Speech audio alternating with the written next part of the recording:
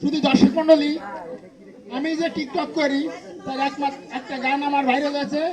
সেই গানটা আমার পরিচয়ের গান। আপনাদের আমি এখন শোনাচ্ছি সেই গানটা। বাংলাদেশের ছেলে আমি গো, জেলা বাগের হাটে হাই গো, শীতলমারি থানা গিরাম সুড়ি গাতি, থানা শীতলমারি গিরাম সুড়ি গাতি। বাদল বিশ্বাস নামটি আমার গো, ও সখী ভুইল না আমার।